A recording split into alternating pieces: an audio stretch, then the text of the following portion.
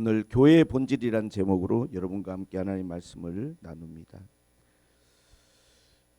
본질 그러면 너무 자주 쓰는 좀 상투적인 단어일 수 있어요. 사람들이 많이 듣는 이야기죠. 그런데 또 한편으로는 세상이 불안하고 또 여러 가지 상황들이 힘들 때일수록 우리가 본질을 생각해야만 되는 또 중요한 이 단어이기도 한 것 같아요. 본질에 반대되는 말은 뭐냐면 현상이라는 거예요. 현상은 겉으로 드러나는 것이고 본질은 그 속에 감추어져 있는 근본적인 의미가 본질이죠. 현상은 항상 변할 수 있지만 본질은 변하지 않습니다. 우리가 그리스도인들의 삶을 순례자의 삶이라고 말하지 않습니까? 베드로전서 1장에 보면 우리는 나그네고 우리는 거류민이고 우리는 순례자다. 우리가 가는 신앙생활의 목적지가 분명히 있는데 그것은 하나님 나라겠죠. 근데 우리가 그 하나님의 나라에 가는 그 길을 걸어갈 때 힘들고 어려울 때가 많이 있습니다. 그런데 우리가 흔들리지 않고 끝까지 그 길을 가려고 하면 항상 현상을 바라보는 게 아니라 본질을 붙잡아야 돼요. 사람이 몸이 아플 때도 나타나는 현상이 있지만 치료라는 건 본질을 치료하는 거잖아요. 왜 그런 현상이 나타나고 왜 기침을 하고 왜 그런 아픈 증상이 있는지 그 본질이잖아요. 그게 고쳐져야 고쳐지는 것이죠. 오늘 저는 교회의 본질을 이야기하면서 과연 교회는 무엇인가에 대한 여러분과 이야기를 나눠보고자 합니다. 교회의 시작은 어떻게 되었을까요? 교회의 시작은 사람들이 이 교회를 세운 것이 아니에요. 마태복음 16장에 교회의 시작이 나오죠. 예수님께서 제자들에게 물어보셨어요. 사람들이 나를 누구라고 하느냐? 너희들은 나를 누구라고 생각하느냐? 그때 베드로가 이야기했습니다. 주는 그리스도시요 살아계신 하나님의 아들이십니다. 그때 주님 말했어요. 바요나 시모나 네가 복이 있구나. 이 말을 한 것은 너의 혈육이 아니고 하늘에 계신 내 아버지께서 알게 하신 것이다. 말씀하시면서 처음으로 교회 이야기를 하셨습니다. 내가 이 반석 위에 교회를 세우리니 음부의 권세가 이기지 못하리라 그랬어요. 이 반석 위에 교회를 세울 것이다. 근데 주님이 오늘 여기서 교회를 세울 것이라는 미래형으로 제시하셨어요. 이미 많은 사람들이 예수님을 따르고 있었고 제자들도 있었으니까 그때 교회를 세우시면 되는데 앞으로 교회를 세울 거라고 하는 I will build my church. 나는 앞으로 세울 거야 내 교회를. 여기서 중요한 것은 뭐냐면 미래형으로 제시하시면서 내가 세운다는 거예요. 교회를 누가 세우느냐? 내가 내 교회를 세우겠다는 거예요. 우리가 하나님 앞에 교회를 생각할 때 알아야 될 것은 교회는 예수님이 세우신 것이고 교회는 예수님의 교회예요. 주님의 교회입니다. 그래서 우리가 개척할 때 주님의 교회라는 이름을 쓴 것이 그런 의미였어요. 누가 시작을 했든지 간에 이 교회의 대표가 누구든지 간에 그들은 주님의 종일 뿐이에요. 교회의 머리는 주님이시고 교회의 주인은 주님이세요. 주님이 시작하셨고 주님이 세우신 교회입니다. 이게 교회의 시작이에요. 그러면 주님이 교회를 왜 세웠느냐? 왜 교회를 세우시려고 하는 계획을 가지셨느냐? 주님의 말씀 속에 힌트가 있어요. 크게 두 가지가 있습니다. 첫째는 음부의 권세가 이기지 못하리라 그랬어요. 교회를 세우는데 음부의 권세를 찾아보면 음부의 권세는 한마디로 말하면 지옥의 문이에요. 게이트 오브 하데스, 지옥의 문. 한마디로 말하면 죄와 사망으로 말미암아 우리가 가야 될 심판의 문이죠. 그런데 주님은 이 교회를 통하여 이 음부의 권세, 이 죄와 사망에 이르게 되는 이 권세에서 이 교회를 통해서 우리를 구원해 주시겠다는 거예요. 죄와 사망이 교회를 이기지 못한다는 거예요. 교회만큼은 죄와 사망에서 구원받고 벗어날 수 있다는 거예요. 그런 목적으로 교회를 세우셨어요. 또 하나 중요한 이야기를 그 다음 절에 하십니다. 내가 너에게 천국의 열쇠를 주노니 네가 땅에서 열면 하늘에서도 열리고 네가 닫으면 하늘에서 닫힐 것이다. 천국의 열쇠를 준다는 말씀하셨어요. 여기서 천국이라는 단어가 나옵니다. 교회는 하나님의 나라와 연결되어 있어요. 교회가 하나님의 나라는 아닙니다. 그러나 하나님의 나라로 갈 수 있는, 하나님의 나라를 향할 수 있는, 어떻게 보면 이 땅에 유일하게 하나님이 세우신 구원의 공동체가 교회예요. 마치 노아 홍수 때 하나님께서 노아를 통해서 방주를 지으라고 명령하셔서 이 방주가 그 홍수에서 그 가족들을 구원한 것처럼 이 세상 가운데서 천국의 문을 열고 들어갈 수 있는 권세를 하나님께서 이 교회 안에 주셨어요. 그러므로 교회라고 하는 것은 예수님이 시작할 때 분명한 목적을 갖고 시작하셨어요. 이 세상을 구원할 수 있는 구원의 통로로, 구원의 방주로 교회를 하나님이 세우신 거예요. 그럼에도 불구하고 이 교회는 완전하지가 않아요. 왜냐하면 교회를 그리스도의 몸이라고 사도 바울은 에베소서 4장에 묘사합니다. 왜 그리스도의 몸이라고 했을까요? 어떠한 시스템이나 기계가 아니에요. 몸이라고 하는 것은 유기적인 연결이죠. 교회라고 하는 것은, 그리고 몸이라고 하는 것은 완전하지가 않아요. 여러분도 몸을 갖고 있으면 아시겠지만 몸이라는 것은 아프기도 하고 다치기도 하고 연약한 게 몸이에요. 교회가 여러분 우리가 모여가지고 신앙생활을 함에 있어서 우리 안에 연약함들이 있어요. 때로는 넘어지기도 하고 다치기도 하고, 그럼에도 불구하고 이 교회가 주님이 세우실 때 이 교회를 통하여 천국의 문을 열 수 있는 그 열쇠를 이 교회 안에 주셨어요. 여러분이 와서 매주 듣는 말씀, 복음, 그 안에 여러분들이 하나님의 나라를 갈 수 있는 귀한 복음의 메시지들이, 열쇠들이 그 안에 들어있는 것이죠. 주님이 교회를 세우신 목적이 이러하건대 잘못된 동기로 교회를 오는 사람들이 있어요. 교회를 오는 동기가 잘못되다 보면 온전한 신앙생활을 하기가 어렵죠. 예를 들어서 나는 좀 마음이 불안하고 마음이 힘드니까 마음의 위로를 받고 싶다, 평안을 얻고 싶다 해서 교회를 온다 그러면 그 사람은 교회를 다니다가 마음이 편하지 않으면 떠나겠죠. 왜? 평안을 얻으려고 왔는데 교회에서 편하지가 않으니까. 오히려 산속에 들어가든지 아니면 조용한 어떤 그런 곳에 가면 더 마음이 편안할 수도 있을 거니까. 만약에 내가 축복을 받으려고 교회를 왔다 그러면 기복신앙이라고 그러잖아요. 내가 열심히 다녔는데도 사업이 어려워지고 뭔가 내 인생에 어떤 게 축복으로 이어지지 않으면 그 사람 교회를 계속 못 다니겠죠. 동기가 그거니까.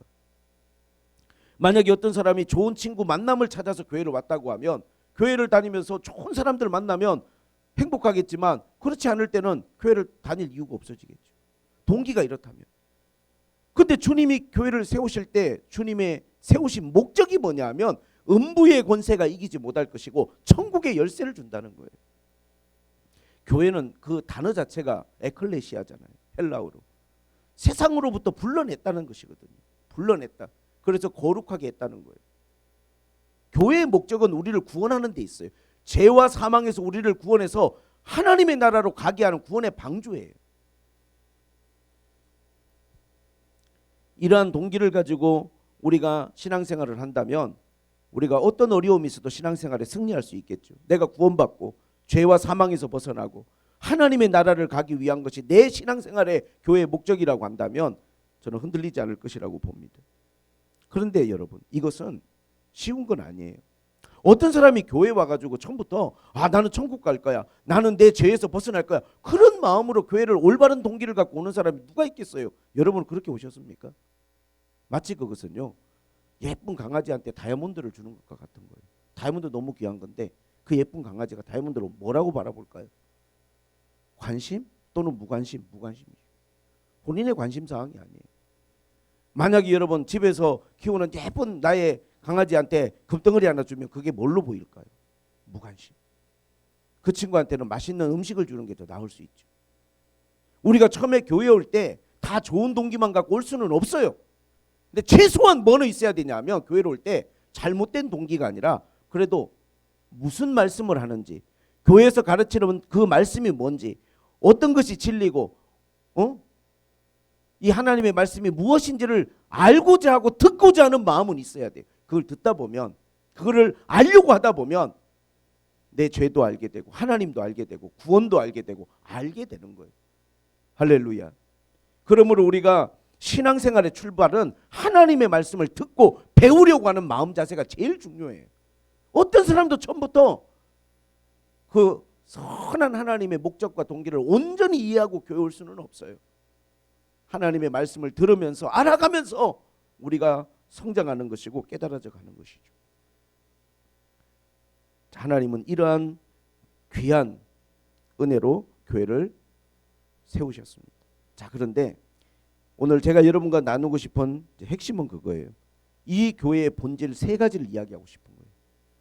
교회라고 하면 이게 있어야 교회고 이게 없으면 교회라고 말하기 어렵다라고 생각할 수 있는 가장 중요한 본질, 주님이 교회를 세우신다고 하셨는데, 그리고 이 교회가 우리를 죄와 사망에서 구원하고 천국의 문을 열 수 있는 열쇠가 될 거라고 했는데, 주님이 이 교회를 세우시면서 이토록 귀한 목적으로 세우셨는데 이 교회가 교회라고 말할 수 있는 세 가지,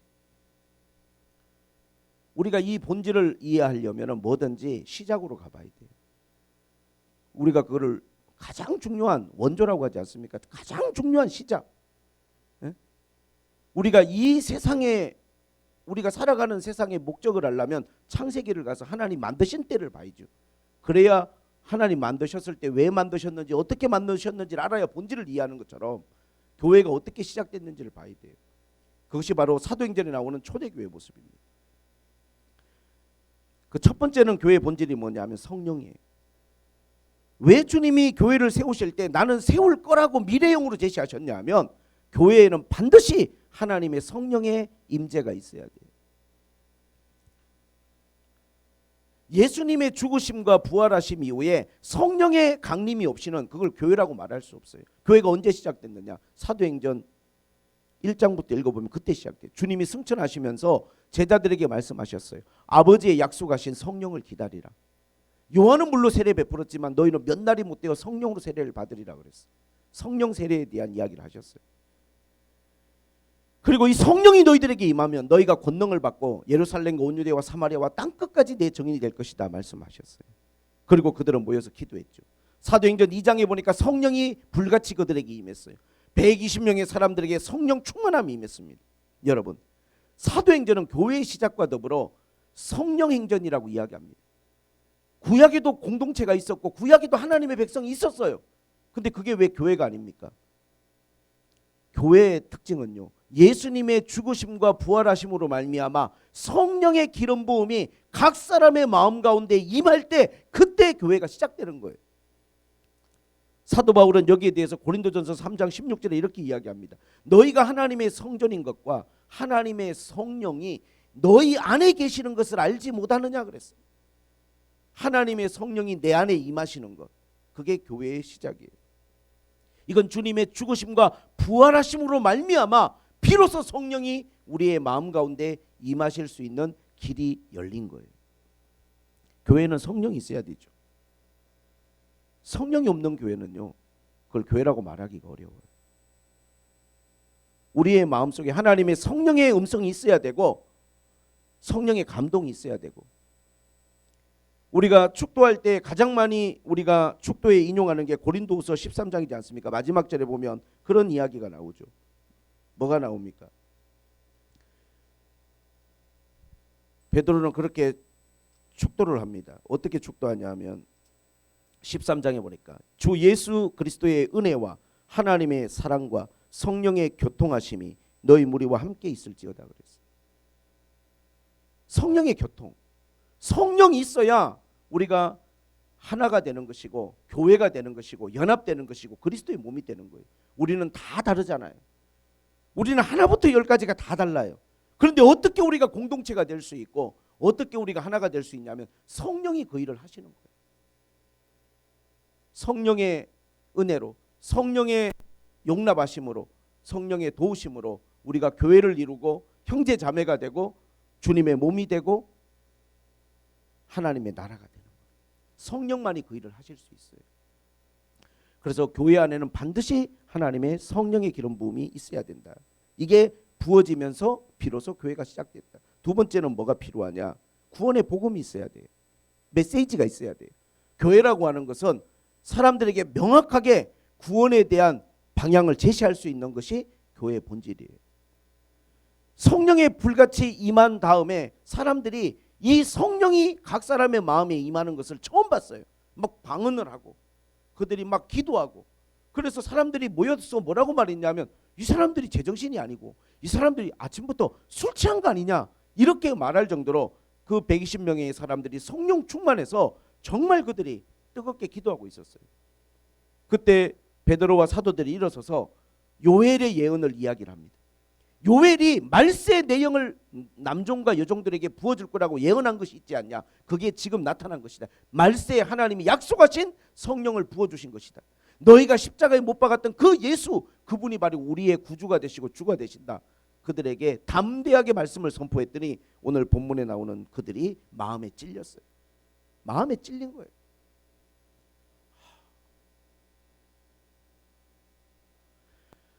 이들에게 지금 하나님의 언약이 이루어지고 예수 그리스도는 진정한 메시아였구나. 마음에 찔렸어요. 그럼 이제 우리는 어떻게 해야 되냐? 이미 예수님이 십자가에 못 박았고 우리는 하나님 앞에 큰 죄를 범했는데 그럼 우리는 어떻게 해야 되냐 물어봤어요. 교회는 답을 줘야 돼요. 천국의 열쇠를 주님이 주셨잖아요. 네가 풀어야 하늘에서도 풀린다고 하셨잖아요. 베드로에게. 근데 베드로는 우리가 어찌할까 하는 사람들에게 명확하게 이야기했어요. 뭐라고? 너희가 회개하라 그랬어요.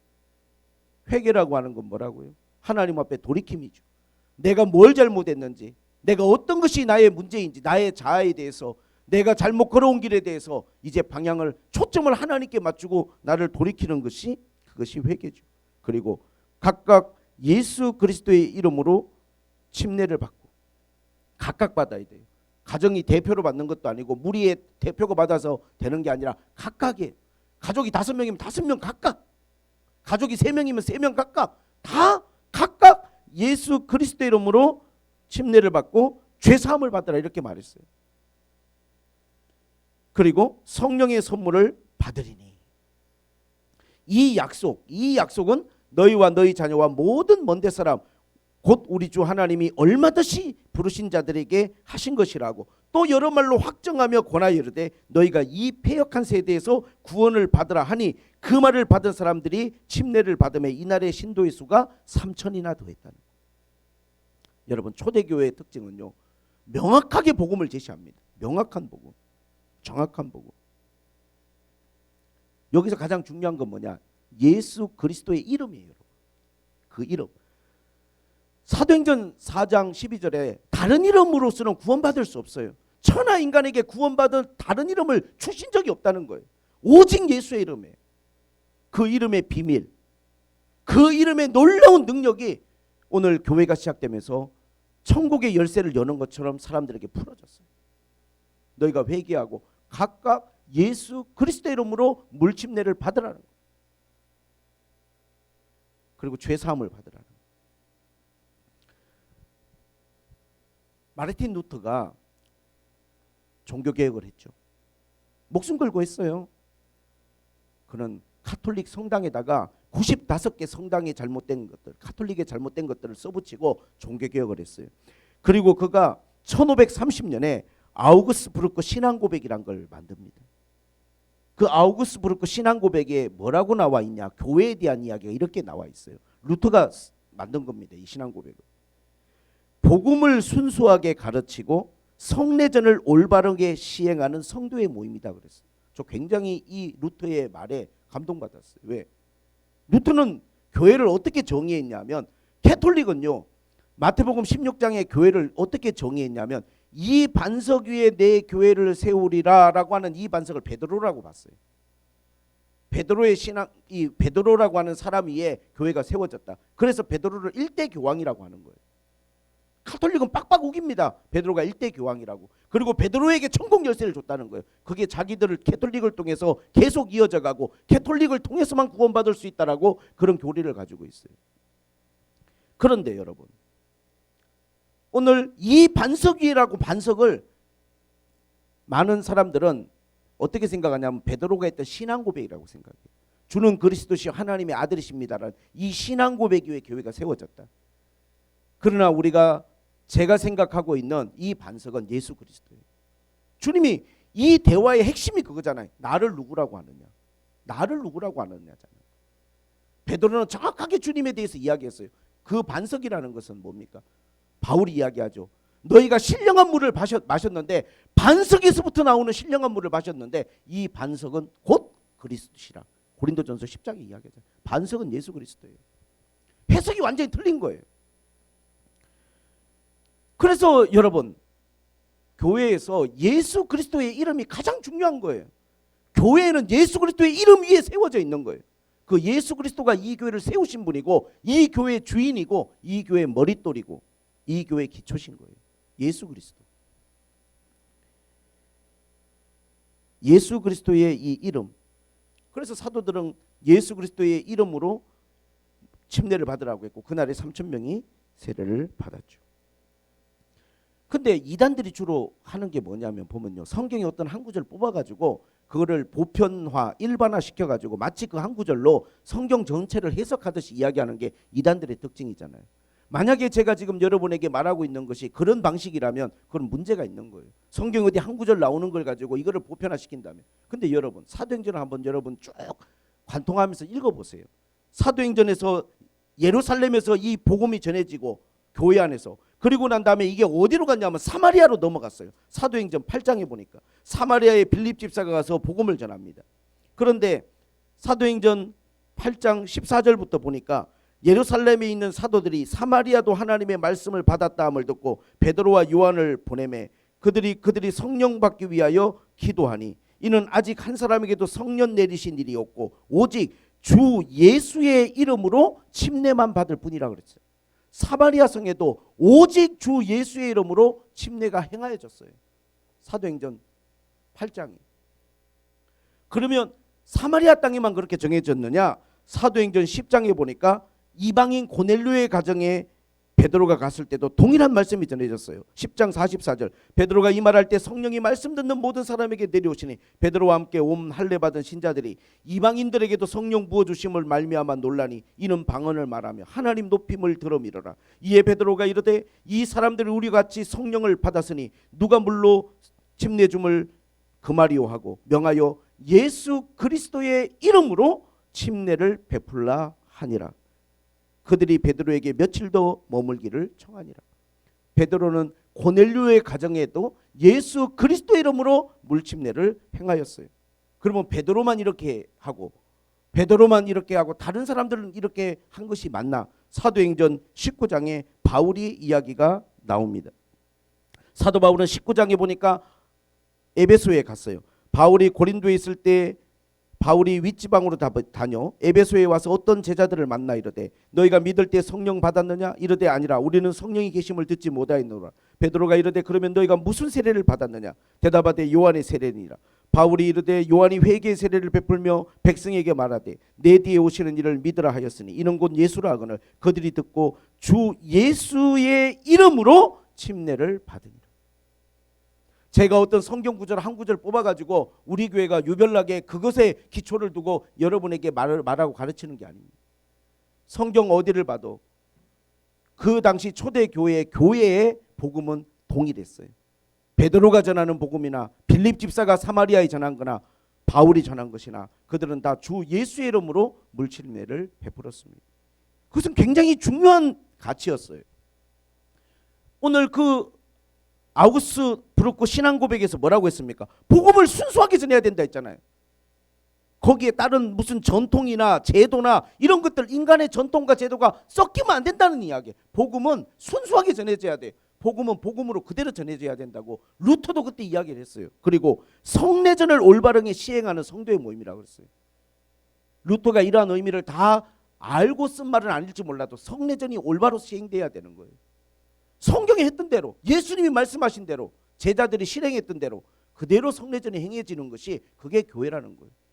저희들은 이러한 분명한 기초를 가지고 우리가 교회가 복음을 전해야 된다고 그렇게 생각을 합니다. 할렐루야. 여기에 우리는 흔들림이 없습니다. 왜냐하면 우리는 동일한 성경을 보고 있거든요. 이 성경이 어떤 버전으로 번역이 되었던지 간에 오늘 제가 여러분에게 읽어드린 말씀이 예수 그리스도 이름 외에 다른 이름으로 기록되어 있지 않아요.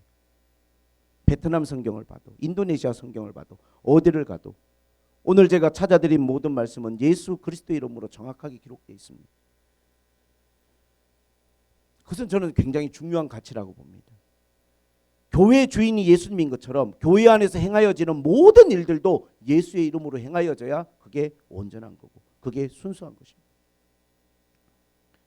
이번 주에 제가 베트남에서 같이 섬기는 목사님 가정과 같이 식사 자리에서 복음의 교제를 나눴어요. 식사하고 이야기를 간증을 하시더라고요. 사모님이 어떤 집회에 가셔서 하나님이 한 분이시라는 그런 감동을 받았대요. 그래서 되게 거기에 대해서 깊은 감동을 받고 사모님이 먼저 그래서 와서 목사님과 그거를 깊이 있게 나누셨다고 그러더라고요. 그리고 그때부터 목사님이 성경에 밑줄 그어가면서 계속 성경을 보는데 목사님이 그때 크게 깨달은 게 이 사도행전을 읽으면서 그 유일하신 하나님에 대한 완성은 예수 이름으로 침례를 베푸는 것이다 라고 본인이 성경에서 그를 깨닫게 됐다는 거예요. 그리고 이 깨달은 걸 성도들하고 깊이 있게 나누고 성도들한테 부탁을 드렸대요. 여러분들이 3년만 참고 견디면서 이 말씀을 좀 들어달라고 그렇게 해서 계속 복음을 전하고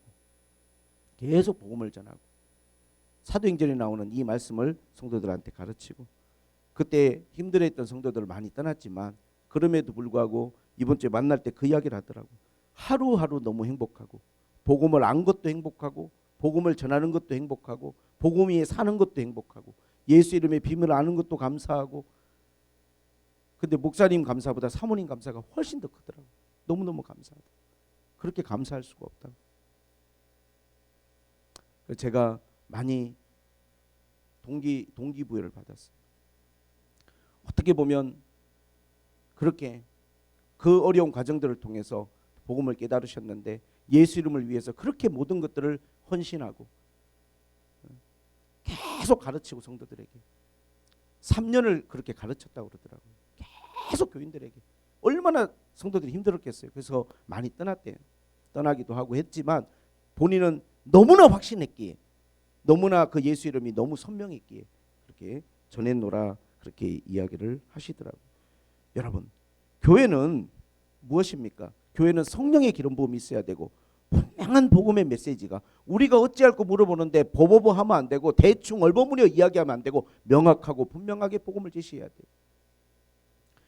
저희도 10월 29일 주일에 침례식이 교회에서 있습니다. 오전 예배 드리고 주부에 광고 나가 있는데 이번 주 다음 주 우리 학생들 제가 조금 더 우리 지금 학생들은 조금 더 제가 준비시키고 가르칠 필요가 있어서 조금 더 제가 심도 있게 가르쳐서 10월 29일 날 침례식 하려고 하는데 기도를 많이 해주세요. 그 의미가 제대로 우리 아이들의 마음에 심어지고 믿음이 심어질 수 있도록. 그리고 가장 중요한 것 중에 하나는 뭐냐 하면요.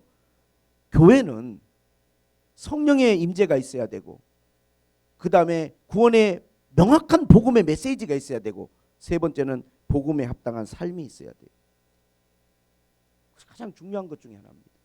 초대교회를 보세요. 이 교회가 성령을 받았어요. 복음을 들었어요. 그 다음에 뭘 했느냐 보니까 그들이 사도의 가르침을 받아 서로 교제하고 떡을 떼고 오로지 기도에 힘쓰니라. 가르침을 받는 거예요.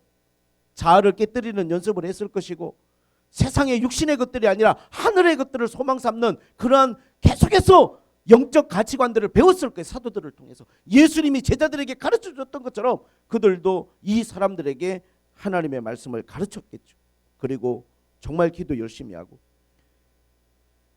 두려워하는 마음도 있었어요. 사람마다 두려워했어요. 왜? 너무나 많은 핍박이 있었거든요. 너무나 많은 교회에 대한 핍박, 로마의 핍박이 있었어요.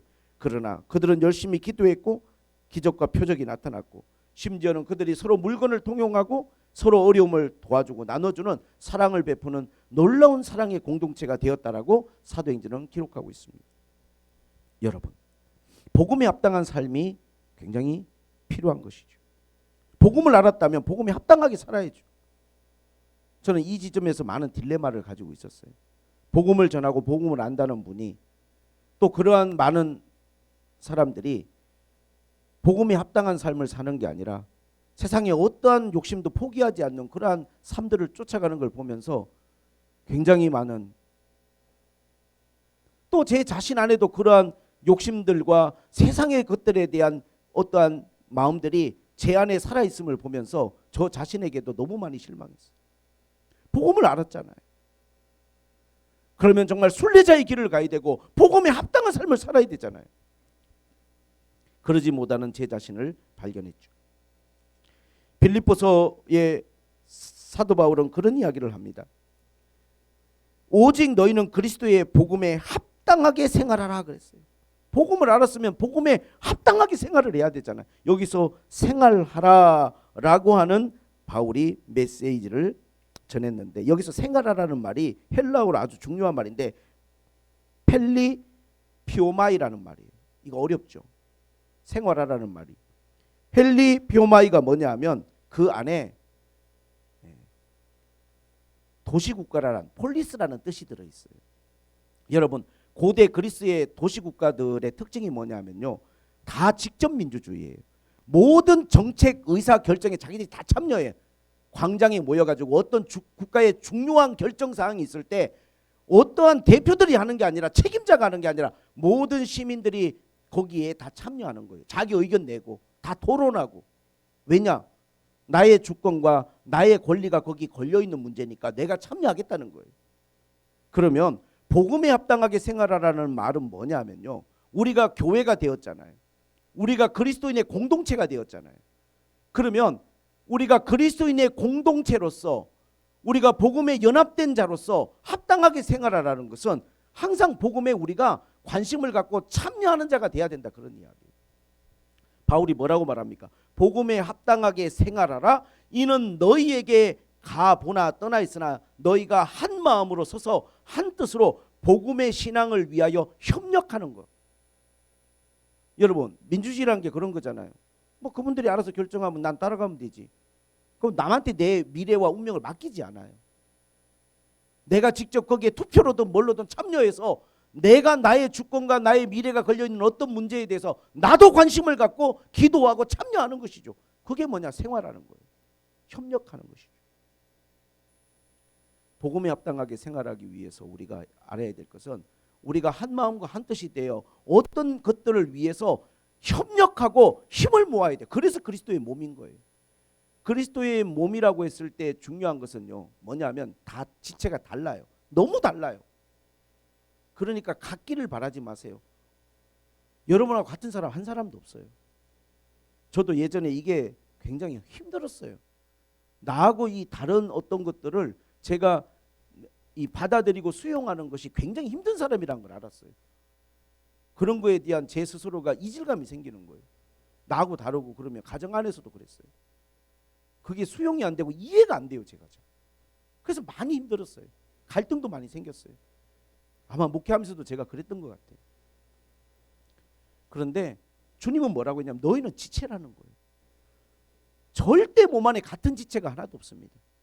심지어 이빨 안에 있는 것도 이빨이라고 하는 걸로 묶어져 있지만 다 틀려요. 어금니 틀리고 사랑니 틀리고 쪽니 틀리고 앞니 틀리고 다 틀려요. 가족들도 보면 다 틀려요. 성격 같은 가족 하나도 없어요. 형제간에 같은 핏줄이라도 같은 성격이 없어. 저 동생하고 많이 틀리거든요. 성격이 다 틀려요. 다 다르다고. 근데 우리는 그리스도의 몸이잖아요. 다 틀리다고 해서 제각각 하고 싶은 대로 몸이 움직이지 않고 머리에 통제를 받잖아요. 예수 그리스도는 우리의 머리시라는 거예요.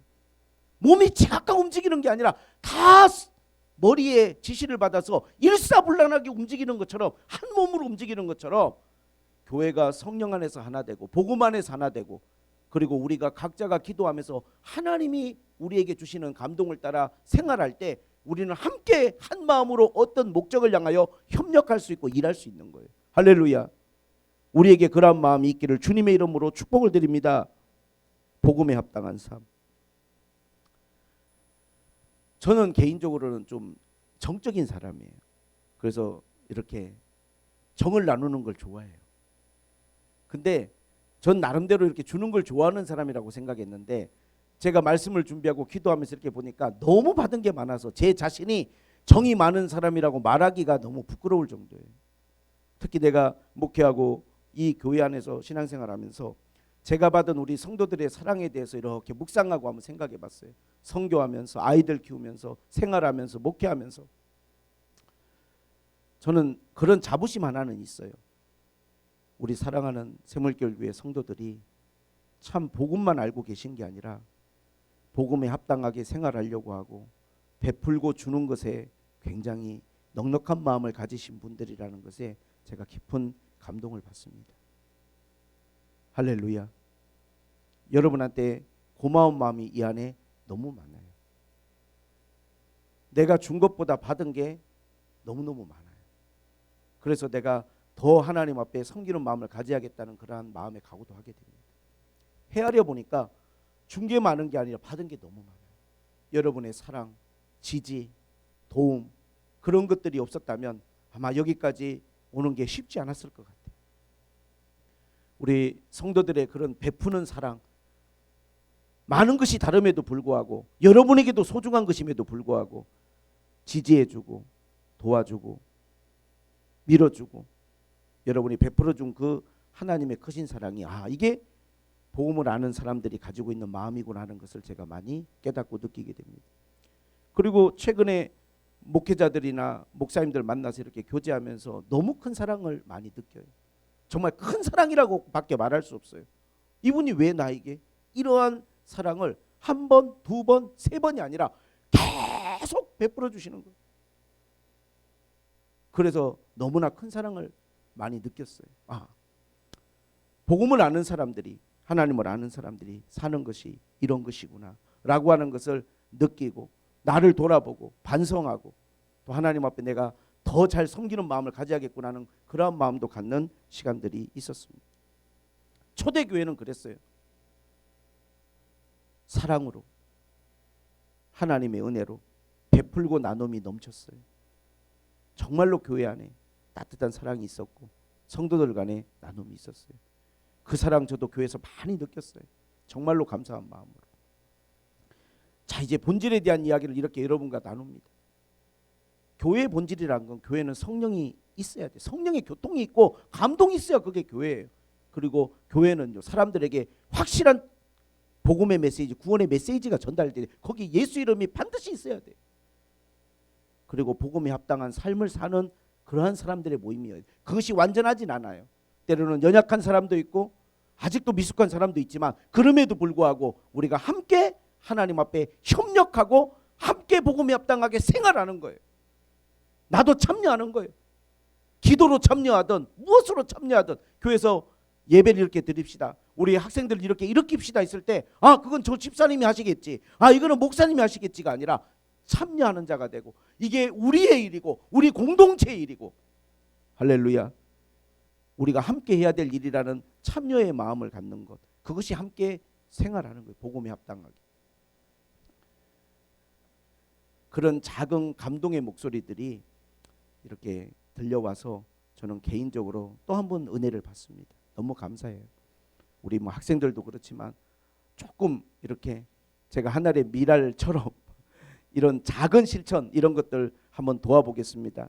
오늘 오전에 안내해 주신 분들도 감사드리고 오후 예배를 섬겨주겠다고 자원하시는 분들도 있고 하여튼 우리가 한 발자국을 뗀 것뿐인데도 여러분들이 예배를 위해서 기꺼이 기도의 시간에 참여하시고 모든 일들에 이렇게 참여하고 헌신하는 것에 대해서 감사를 드리고 우리 새물결교회가 이 하나님이 세우신 구원의 방주가 주님 앞에 갈 때 이 본질이 흔들리지 말고 나타나는 현상들은 그것은 바뀔 수 있지만 이 확실한 교회의 본질을 붙들고 끝까지 승리하며 갈 수 있기를 주님의 이름으로 축복합니다. 하나님 아버지 감사드립니다. 저희들의 마음에서 이 본질이 명확히 기억되게 하시고 이것을 붙들고 저희들이 나아갈 수 있도록 은혜를 베풀어 주시옵소서. 예수님의 이름으로 기도하옵나이다. 아멘.